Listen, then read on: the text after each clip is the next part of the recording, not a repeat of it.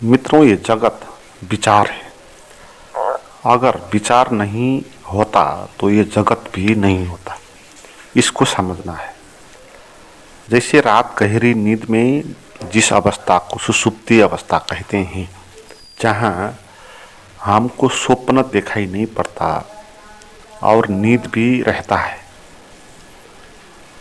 तो जागृत अवस्था भी नहीं होता, कुछ भी वहाँ होता नहीं। उस अवस्था में कोई भी विचार नहीं होता, इसलिए वहाँ जगत भी नहीं होता। सुषुप्त में न हमको जागृत का पता होता है, न सुषुप्ति का पता होता है। सुषुप्ति ऐसा एक रहस्य का क्षण है जहाँ कुछ भी नहीं होता। असल में वहाँ विचार नहीं होता, इसलिए कुछ भी नहीं होता।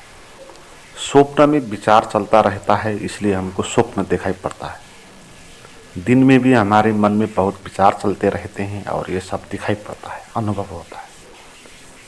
मगर सुषुप्ति में हमको न अपने शरीर का बोध होता है, न मन का बोध होता है, न आत्मा का बोध होता है, न बाहर का जगत का, न भीतर का जगत का। हम ऐसी एक स्थिति में पहुंच जाते हैं जहां पूरे ही ब्लैक होल जैसा हो गया, कुछ भी बचा नहीं। तो ये कुछ भी नहीं बचा, तो इसका अर्थ ये है कि विचार नहीं बचा।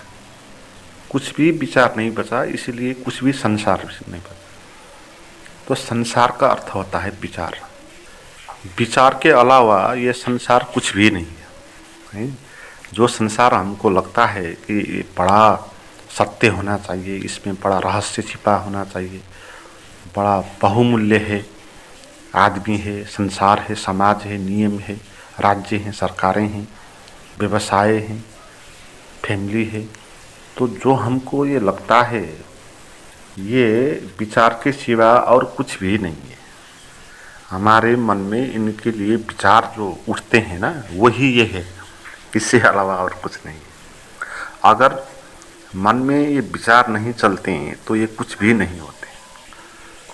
किसी भी चीज़ को होने के लिए उसके बारे में हमारे मन में विचार चलना होगा, तभी वो चीज़ होगी। जैसे आपको किसी बात को, किसी विगत में घटी हुई किसी भी घटना को आप जब याद करते हो तभी वो होता है। याद करने का अर्थ क्या है कि उसके बारे में जब आप सोचते हो, सोचने का अर्थ क्या है कि उनके बारे में जो विचार उठते हैं वो विचार ही वो है। अगर वो विचार नहीं होते तो वो भी नहीं होता।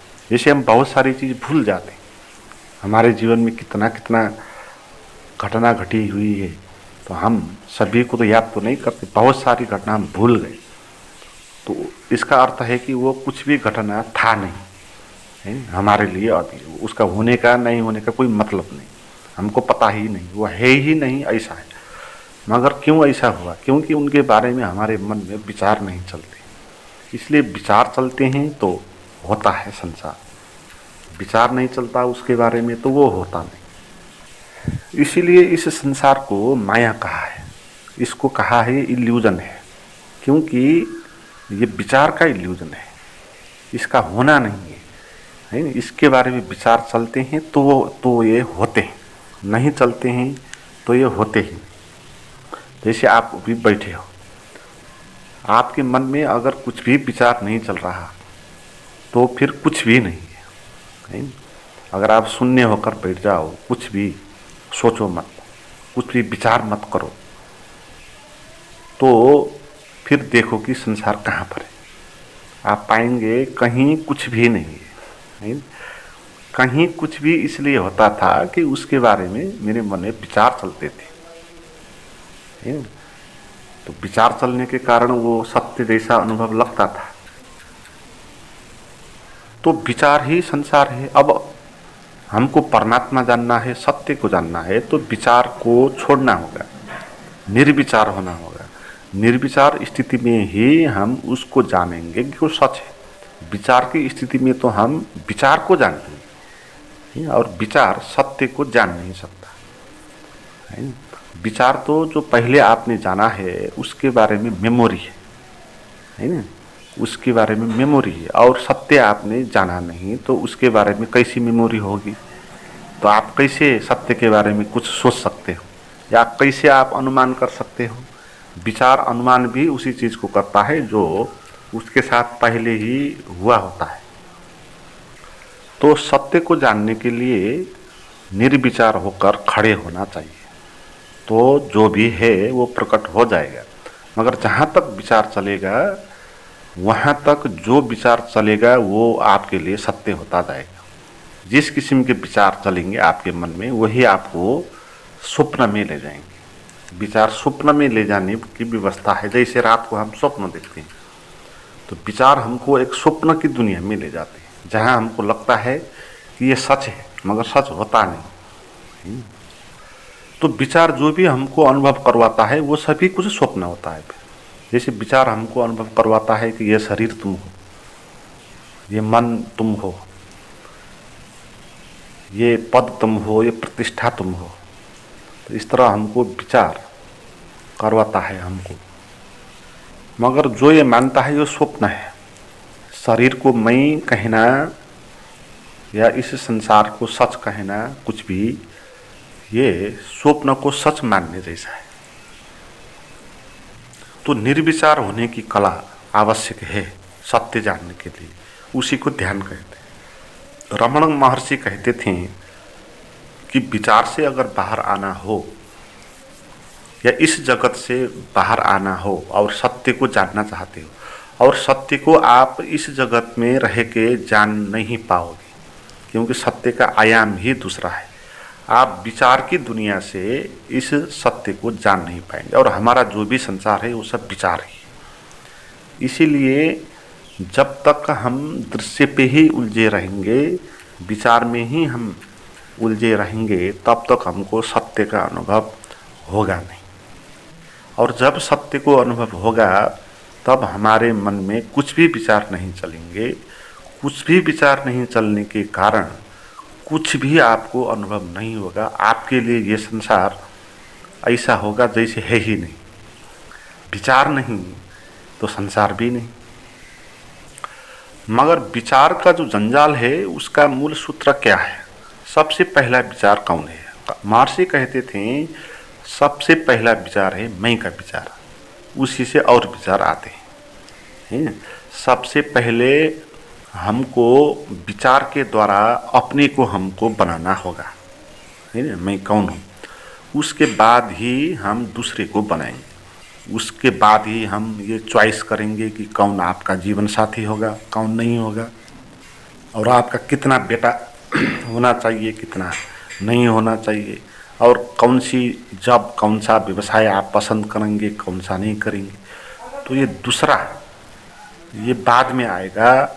दूसरे के बारे में थॉट्स बाद में आएंगे, पहले आपको अपने बारे में थॉट आएगा। इसलिए विचार पैदा होता है मैं के साथ, है ना। जब हम कहते हैं मैं शरीर हूँ या मैं कुछ हूँ, तो वहाँ विचार आया। वो विचार पहला विचार है। उसके बाद जितने भी विचार क्यों न है, उसके बाद ही है। पहले प्रथम पुरुष आएगा, है ना, मैं। फिर उसके बाद दूसरे पुरुष आएंगे, द्वितीय पुरुष आएंगे, तू, वो, ये, और ये सब कुछ बाहर अपने से जो भी है वो। तो उसके बारे में विचार बाद में आएंगे। इसलिए मैं का विचार जो है वही पहला विचार होता है। वहीं से विचार पैदा होता है। और ये मैं कहाँ से पैदा होता है, या विचार जहाँ से पैदा होता है वहाँ से मैं पैदा होता है। और विचार कहाँ से पैदा होता है? रमण कहते हैं कि विचार श्वासों के साथ हृदय से पैदा होते हैं।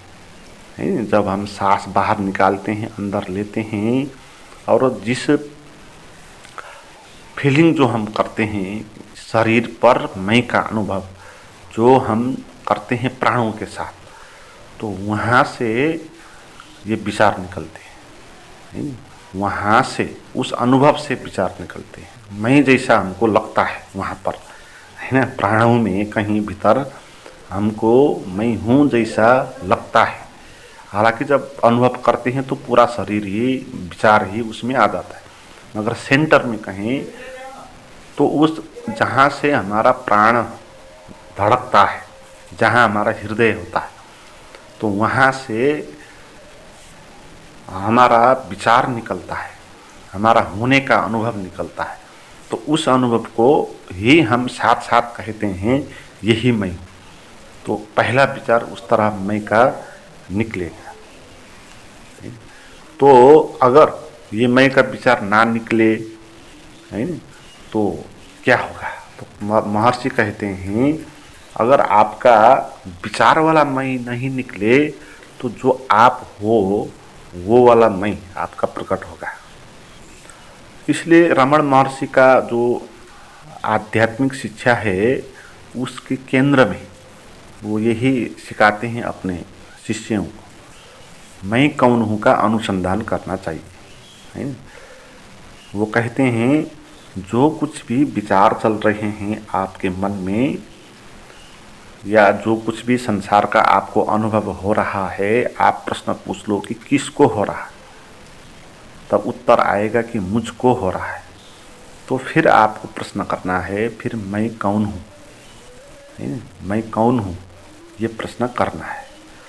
और जो कुछ भी आप कहेंगे मैं ये हूँ, जान लेना कि वो एक विचार ही है, व्याख्या ही है, वो आप नहीं हो, है ना। जैसे मैं कौन हूँ, जब आप प्रश्न पूछेंगे तो अगर उत्तर आता है कि मैं राम हूँ, तो फिर आपका उत्तर राम वो विचार से आया, है ना। तो मैं कौन हूँ का उत्तर विचार से नहीं अनुभव से आना है ना।